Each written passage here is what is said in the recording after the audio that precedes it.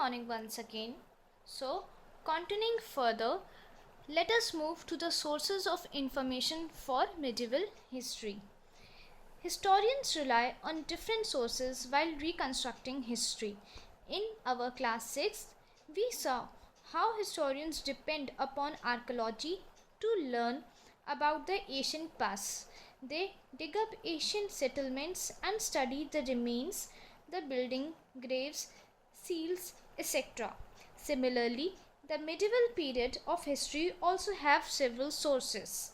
These are the different sources are first inscriptions, then coins, buildings and monuments, paintings, historical writings. Let us discuss each one in detail. The first four sources are inscriptions. Inscriptions are writings engraved on hard surfaces like metal, rock and stone. Inscriptions are an important source of information about India's past. Inscriptions were initially made on the stones, pillars, inside caves and on rocks. In the course of time, they came to be engraved into metals such as coins and copper plates.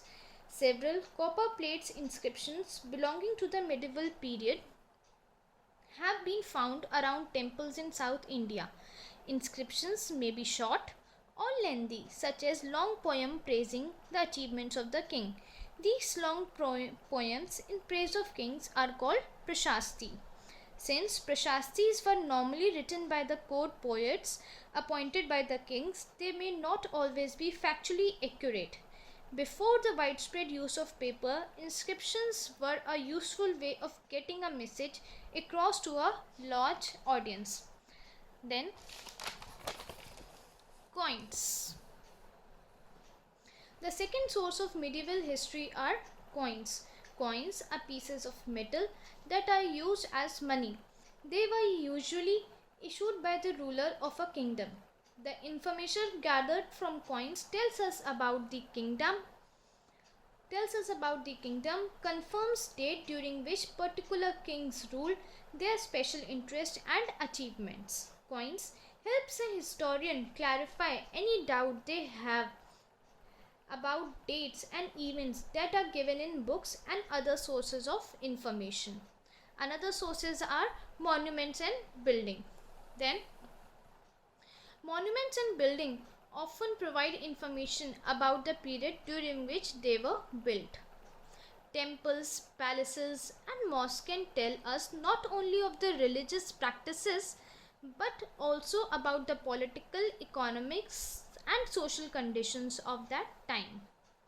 Mosques like the Jama Masjid in Delhi, forts like those at Delhi, Gwalior, Agra and palaces like those at Jaipur, Jodhpur and Hyderabad are studied by historians to understand the style of architecture followed at that time.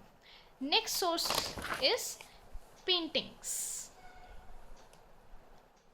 Paintings are an important source of information, especially for the medieval period of Indian history.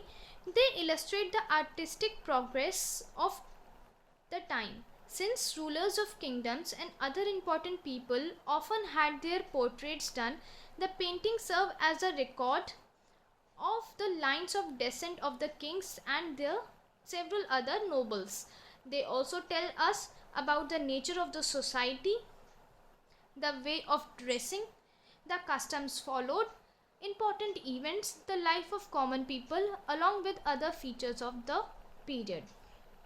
Then, fifth one is literary evidences. Literary evidences consist of historical writings, biographies, plays, novels and epics. Medieval Indian history has its rich collection of literary source material to draw information. Literary sources are of two types. First, indigenous sources. These sources are created within the country, and another one is foreign sources. These sources are written by the foreign travelers who came into our country. So let us discuss each one by one. First is indigenous sources.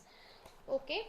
Medieval manuscripts in India were mainly written on palm leaves, cloth, bamboo leaves, and paper. The manuscripts deal with variety of subjects such as religion, philosophy, systems of science, art, and literature. They are composed in different languages and scripts.